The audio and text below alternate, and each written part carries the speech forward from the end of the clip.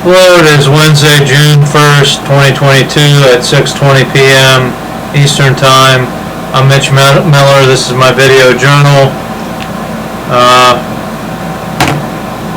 Today we're going to be talking my anti-corruption strategy as President of the United States or a member of the presidential administration.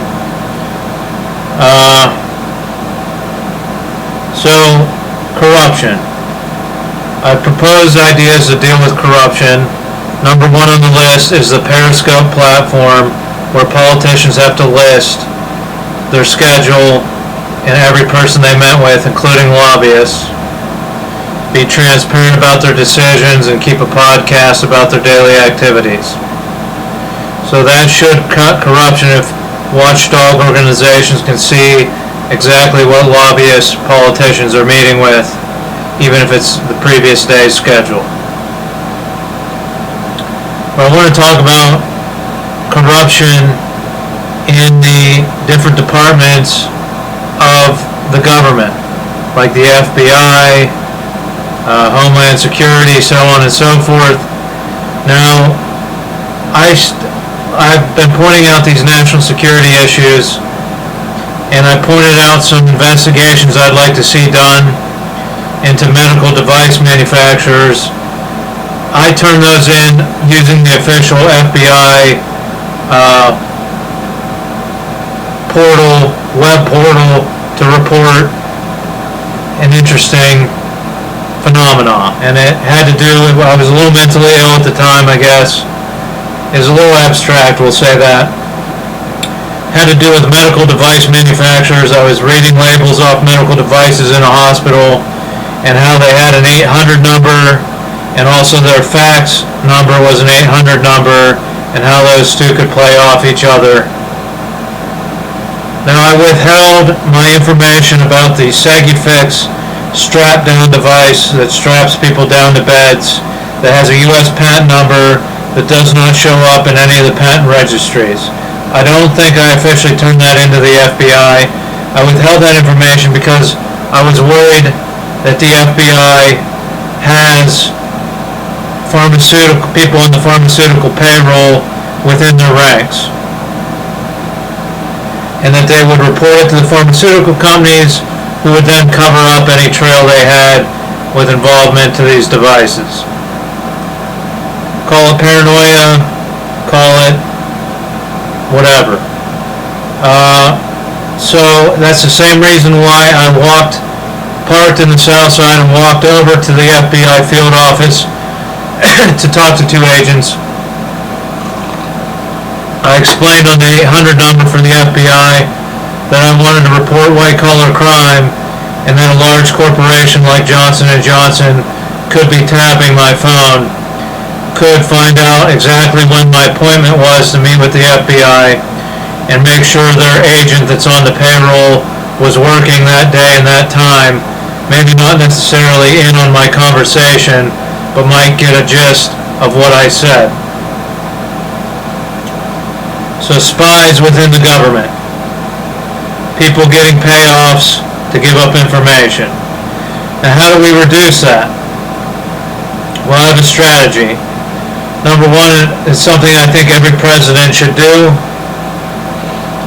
whether they use the Periscope platform to do it or not, is every political appointment as President of the United States, every political appointment I make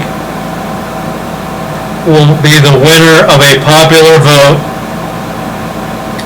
from within that department.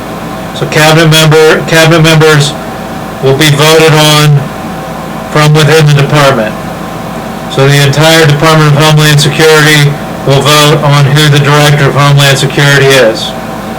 The person with the most votes wins that position. I will pose some internal candidates and one external candidate that has no experience at Homeland Security, for example, and the people can vote on whether they want to shake it up or whether they want someone that knows the department inside and out. I believe this forms a more intelligent government, but I also believe that people within the government It's tricky. There's only two parties in the United States. If their party didn't win the presidency, they're not loyal to the president necessarily, even though they may swear an oath. It's usually to the Constitution. So therefore, they're more likely to take bribes and payoffs to provide information, because they're not loyal to the person that was elected. They don't agree with that party. This way, they had a vote in who the leader of their department is, and they could hypothetically convince other people they work with to vote for the leader of their department. Less likely for them to become a corrupt internal spy, take payoffs, and so forth. My second strategy involves compensation. Now, this program might already exist, but the idea is that if you pay people within the federal government or state government a decent wage where they can live comfortably, then it just comes down to their code of ethics and honor, whether they use their position in the government to receive extra funds. But if they're receiving a decent salary, they're less likely to take payoffs, bribes, so on and so forth. So pay people well, which we tend to do in the federal government, I think. That's not the strategy. The strategy is pay people who have been approached by outside entities, corporations, with payoffs and bribes. So I will, as President of the United States, and this might already exist, I will take a chunk of the military budget. I don't know how big or small that chunk will be, a couple $100 million maybe. I'll see what the Joint Chiefs of Staff can spare for this program. But this can be replicated in any country, and the reason I take out of the military budget, I'll be Commander-in-Chief as President, so I have direct access to that budget. And every president in every country can do this. The United States has 50 different departments in the federal government, and they all fight over funds, so it's just easier. Every country has a military, so this can be replicated by any president that wants to cut down on corruption. So we'll take several $100 million, we'll quietly pass around an encrypted email that explains the program. It'll be we'll quietly pass it around to every government employee, encourage them not to share it with anyone, or not to share it with the public, but to keep it internal. And it will entail explaining that if someone approaches you to provide information or services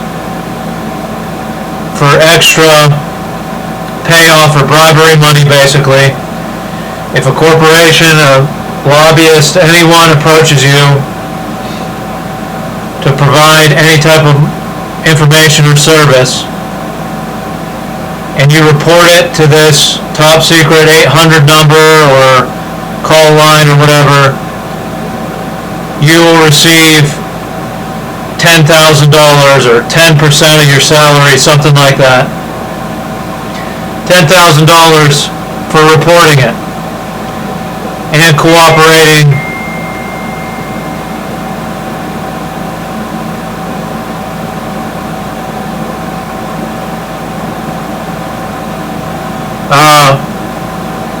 $10,000 for cooperating with an investigation into the person. So you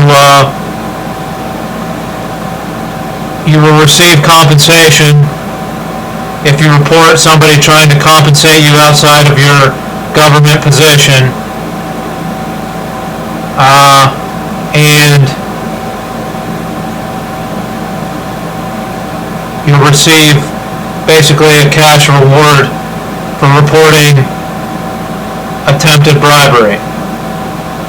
Again, this might already exist, but if it doesn't, I intend to adopt this program as President of the United States. And so you'll receive compensation even above your salary for reporting when someone approaches you with some shady type of proposition.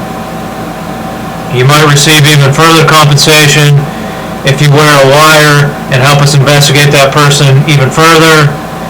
But within a few years, I believe the federal government will be more honest, and all the people that approach government employees with these types of propositions will be found out, reported, investigated, and on the other end, the part of the budget out of the military will be for the military to use their cyber division to investigate these people who are reported, investigate their emails, and see what kind of dealings they're doing inside the state and federal government.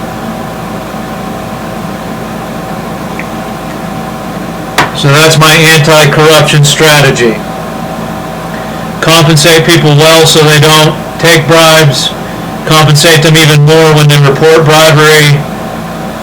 And hopefully ethics and honesty will drive the federal government.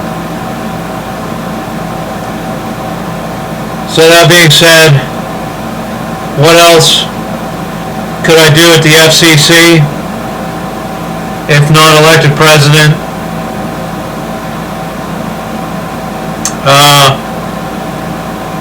Well, we could require all smart televisions to scan all known wireless frequencies and report in real time the level of frequencies striking that smart television. Just like the Wi-Fi routers, we could require that of all smart televisions. And this is not a huge stretch. The FCC already requires any equipment that transmit wireless waves to receive the same wireless waves. We can go above and beyond and say, receive all known wireless waves and report them.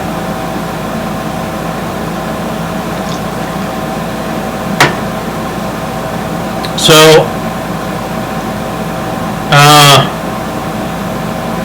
we could require smart TVs to report what kind of wireless waves are inundating that room. And this could be helpful for people that stay in hotel rooms because they can look up what kind of waves are in their hotel rooms, especially if they're having a sleepless night. Furthermore, there was a report by the CIA that said that smart televisions could be listening to conversations in people's living rooms. As an employee of the FCC or chairman of the FCC, I will investigate all smart television and television manufacturers. We will send inspectors to every factory, and we will identify every component going into these televisions. If there's a microphone or speakers built into the television, speakers that are easily reversed and adopted to record sound, we will note that and we will clearly label that on all televisions. There will even be a prompt. Why not do this? A prompt when you turn on the television that says, this television is equipped with a microphone and speakers that could record sound within the vicinity every time you turn on the television.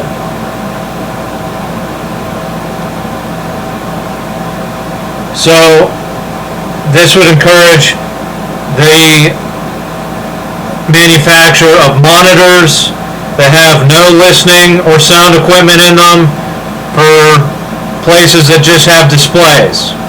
Instead of buying the smart television with the speakers and everything, there are hotel lobbies, there are all kinds of places, coal miner break rooms that show statistics and just show displays and never used for sound or anything like that.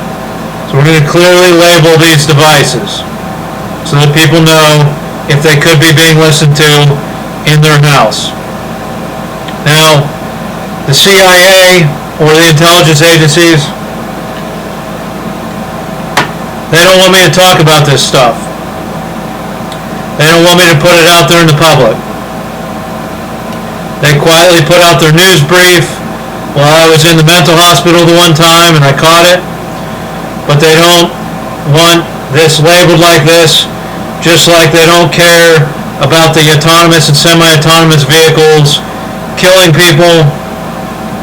My national security issue that I brought up, they don't want that out in the public either, because these intelligence agencies want to continue their policy of spying on people in their living rooms, in their houses, and they want to reserve the semi-autonomous vehicles taking out targets so that they can use them to take out targets in foreign nations. They'll beef up the cybersecurity in the United States as soon as a few accidents happen so they can protect all the leadership in the United States, which will fall on the taxpayers. And they'll reserve it so that they can assassinate people in other countries.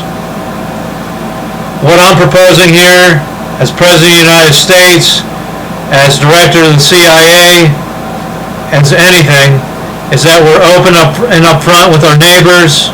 We stop spying to the nth degree, and we're open and upfront with our neighbors, and we settle disputes in a gentlemanly or gentlewomanly way with pistol duels or with the oldest sport known to man, wrestling.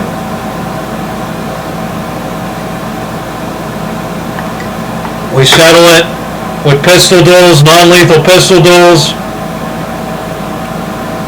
and the oldest sport, wrestling matches. That's what I'm proposing.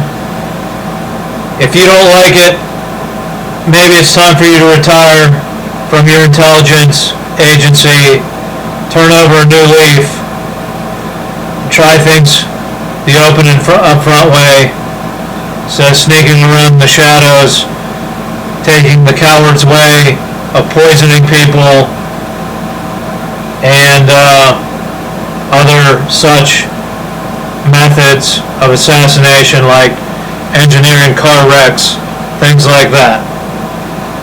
That's what I propose. That's what I can do at the FCC. I think that's the place for me as the FCC. There's a lot of things the FCC could do to go above and beyond and inform the public of what exactly is going on with wireless waves and devices that use wireless waves. Thanks for joining me. Join me tomorrow when I talk about how the strategy I would use to legalize marijuana on the federal level. Thanks for joining me, and join me next time